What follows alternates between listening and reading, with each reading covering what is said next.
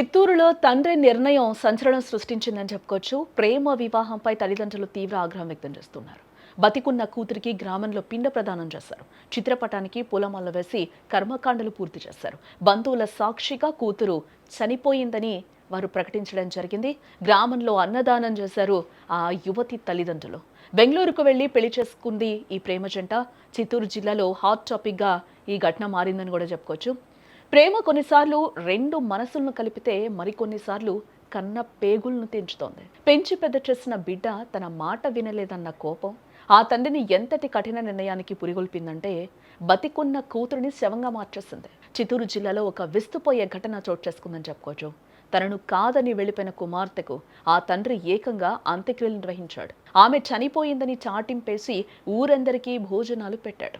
చిత్తూరు జిల్లా ఎస్ఆర్పురం మండలం పిల్లారి కుప్పం గ్రామానికి చెందిన సుబ్రహ్మణ్యం రెడ్డికి హేమప్రియ అనే కుమార్తె ఉంది. ప్రాణంగా పెంచుకున్న బిడ్డ, కానీ ఆమె అదే గ్రామానికి చెందిన కిషోర్ అనే యువకుడిని ఇష్టపడడం జరిగింది. గత వారం రోజుల క్రితమే ఆ అబ్బాయి తరపు తల్లిదండ్రులు సుబ్రహ్మణ్యం రెడ్డి వద్దకు వచ్చారు. మీ అమ్మాయి మా అబ్బాయి ప్రేమించుకుంటున్నారు, పెళ్లి చేద్దామని అబ్బాయి తరపు వాళ్ళు అడగడం జరిగింది. కానీ పరువు ప్రతిష్టలే ప్రాణంగా భావించే ఆ తండ్రి అందుకు ససేమిరా అన్నాడు. ఆ పెళ్లికి తాను అంగీకరించరని తెగేసి చెప్పాడు యువతి తండ్రి. కానీ ప్రేమ జంట వెనక్కి తగ్గలేదెక్కడ. పెద్దలు అంగీకరించకపోవడంతో హేమప్రియ, కిషోర్ ఇద్దరూ ఇల్లు వదిలి వెళ్లిపోయారు. ఎవరికీ తెలియకుండా రహస్యంగా వివాహం చేసుకుని ప్రస్తుతం బెంగళూరులో ఉన్నట్లుగా సమాచారం అందుతోంది. కంటిపాపలా చూసుకున్న కూతురు తన మాటను కాదని పరాయి వాడితో వెళ్లిపోవడం సుబ్రహ్మణ్యం రెడ్డి జీర్ణించుకోలేకపోయాడు. ఆమె తన పాలిట మరణించిందని కూడా ప్రకటించుకున్నాడు.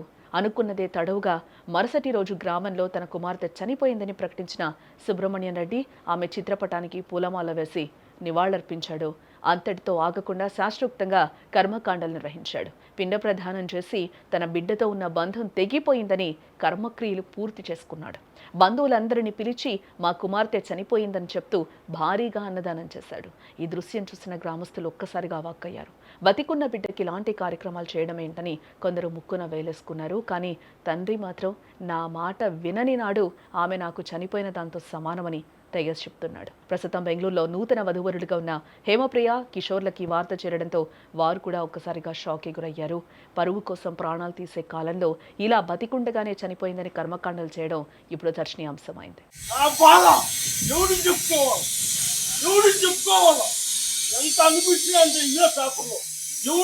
చూడండి ఎంతమందికి మా కూతురు రాసింది, ఎంతమందికి చూడండి నా బాధ, నా భార్య చూడు.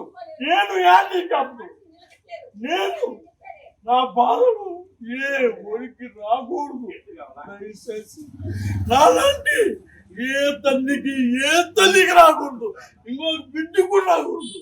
నేను అనిపించిన కష్టాలు నేను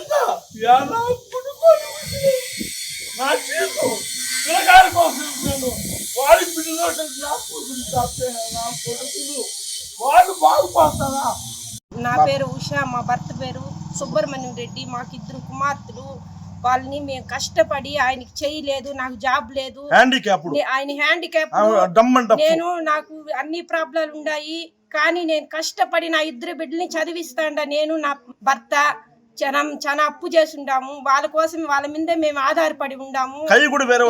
ఇంకా 6 నెలలు ఉంటే మా సమస్యలన్నీ తీరిపోయింటాయి అని మేము సంతోషంగా బతుకుతాంటాము. ఎంత బాధ ఉన్నా కూడా సంతోషంగా బతికే సమయంలో వచ్చి మా బిడ్డని ట్రాప్ చేసి ఎత్తుకొని పోయి నా బిడ్డకి జరిగి పూసింది.